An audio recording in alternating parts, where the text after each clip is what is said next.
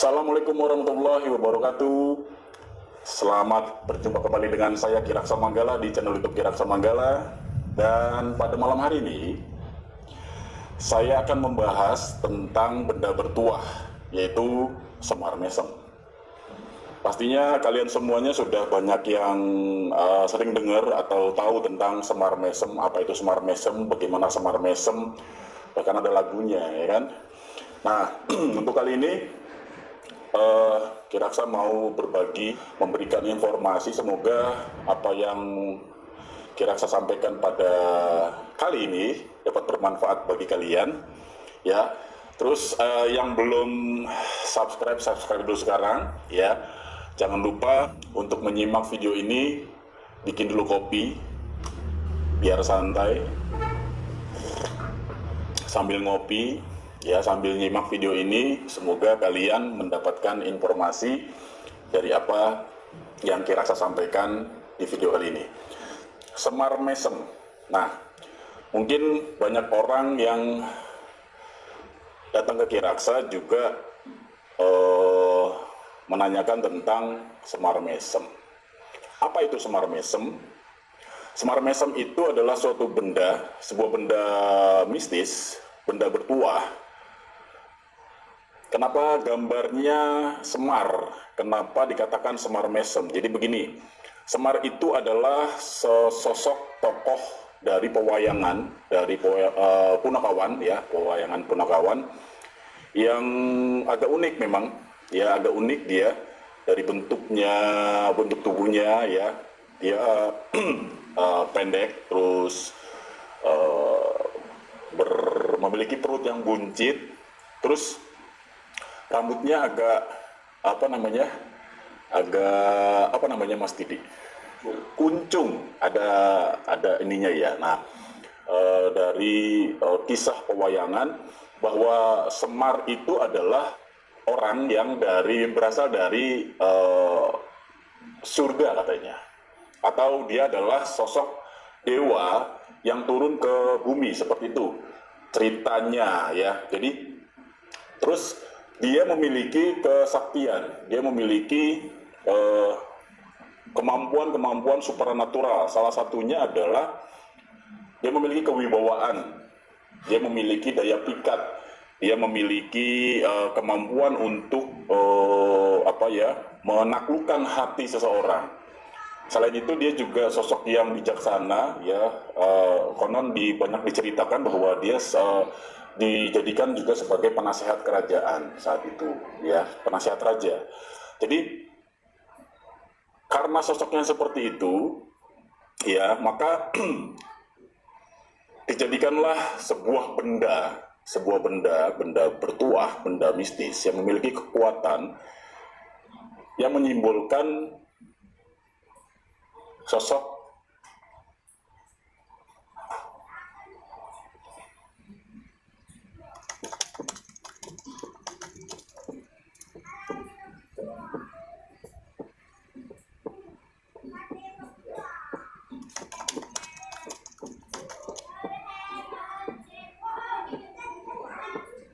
berarti belum nyala, ya. Nyala itu tekan lagi bawahnya, yang paling bawah, yang tekan ada 3, 1, 2, 3 yang bawah. Jadi semar mesem ini konon pertama kali digunakan oleh Ki Ageng Pemanahan. Siapa Ki Ageng Pemanahan? Ki Ageng Pemanahan itu adalah salah satu cucu dari Ki Ageng Selo. Siapa Ki Ageng Selo? Ki Ageng Selo itu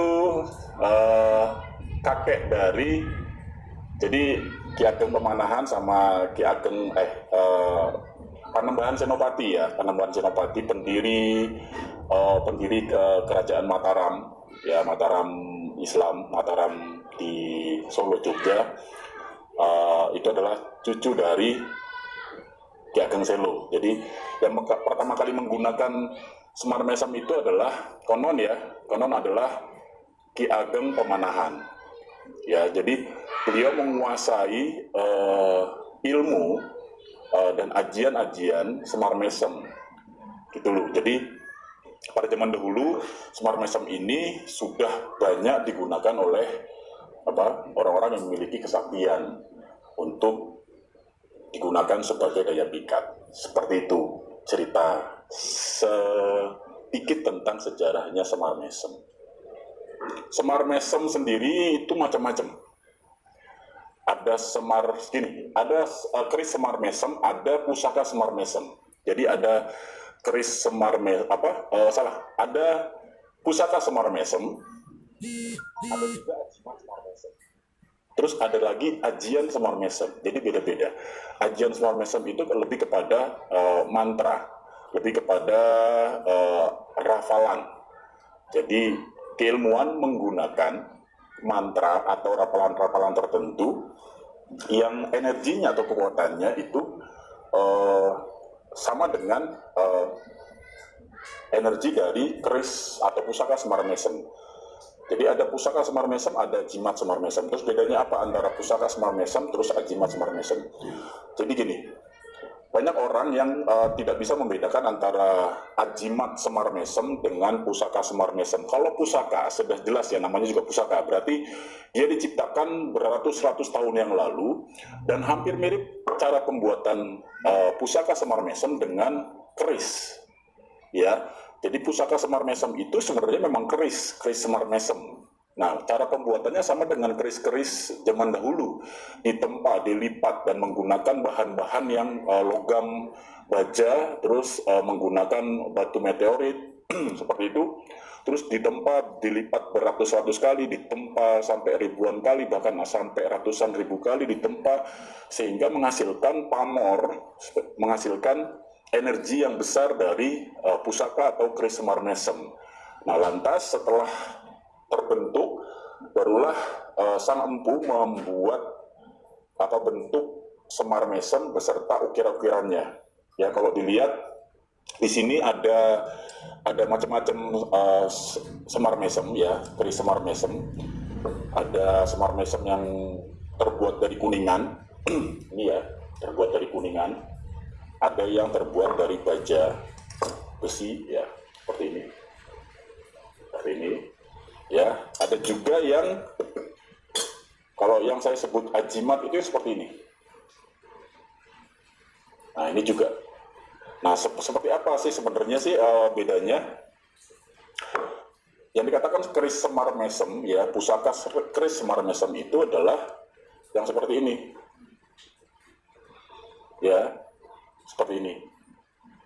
Jadi dia bukan buatan sekarang, tapi buatan sudah ratusan tahun, ya, sudah ratusan tahun dan dibuat sama seperti pembuatan keris.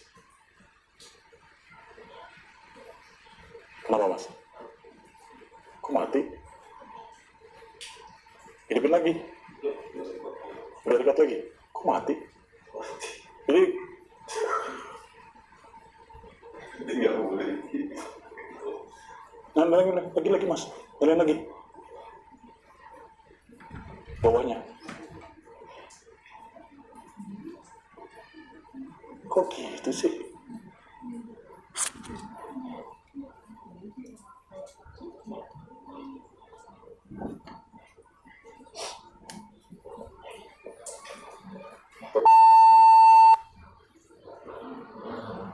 Jadi ada pusaka, sekarang kembali lagi, ada pusaka keris Semar Mesem, ada ajimat. Nah, ajimat itu yang dibuat di era-era zaman sekarang.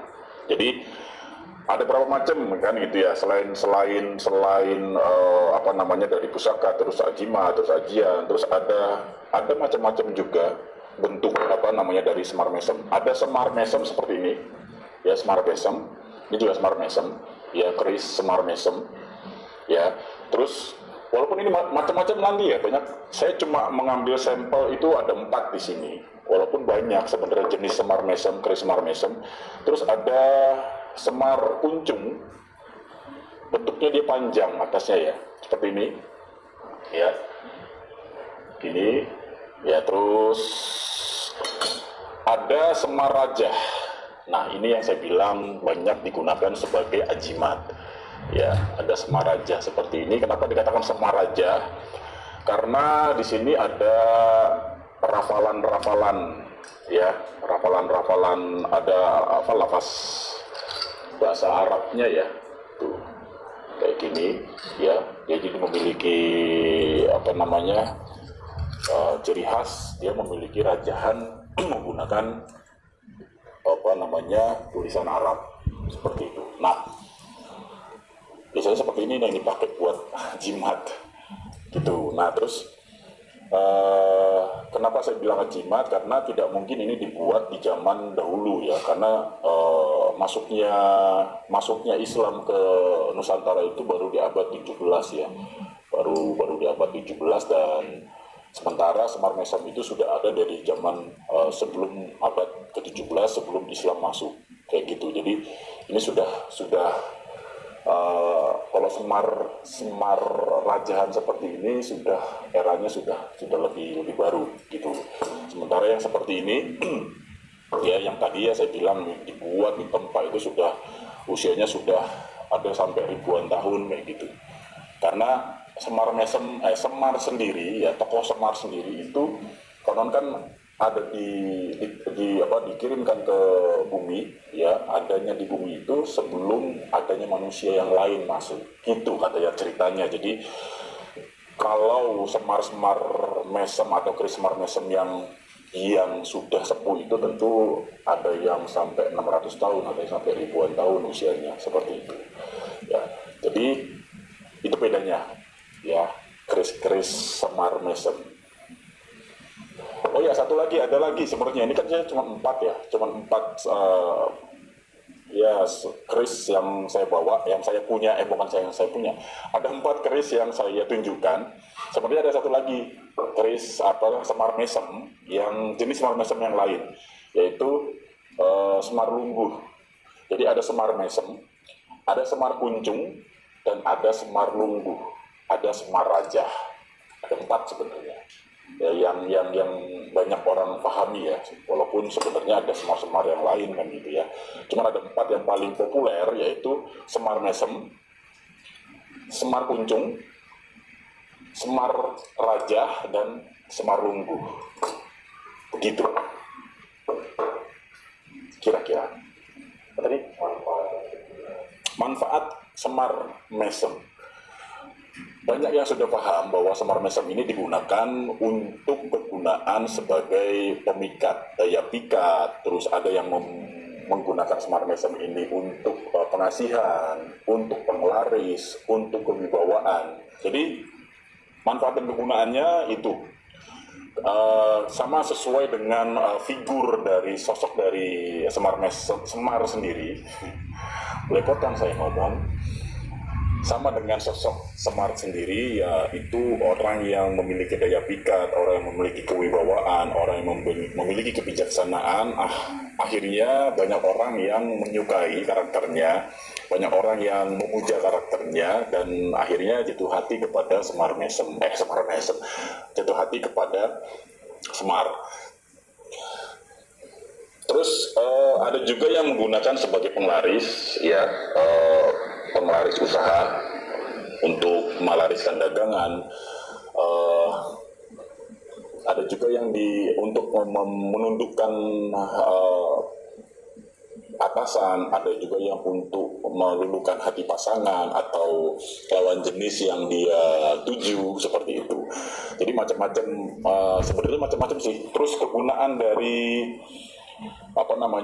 Semar Kuncung mirip dengan Semar Mesem ya, mirip dengan Semar Mesem. Cuma Semar Kuncung ini konon bisa digunakan untuk mengobati penyakit, berbagai macam penyakit, yaitu penyakit non medis ya, banyak digunakan oleh zaman dulu konon. Jadi perbedaan antara Semar Mesem dengan Semar Kuncung adalah Semar Kuncung hampir sama dengan Semar Mesem, bisa digunakan sebagai pemikat, penglaris ya, daya tarik, terus pengasihan, kewibawaan seperti itu. Tapi Semar Kuncung ini juga bisa digunakan sebagai sarana pengobatan seperti itu. Nah, terus ada Semar Lungguh. Di sini saya tidak ada bentuknya ya. Semar Lungguh itu jadi bentuknya kayak Semar lagi duduk sila gitu ya. Nah, kegunaan dari Semar Lungguh tersebut khasiatnya lebih kepada penenangan hati, pikiran, kejiwaan seseorang. Jadi orang-orang yang memiliki pusaka atau ageman Semarlunggu biasanya digunakan untuk ritual penenangan jiwa.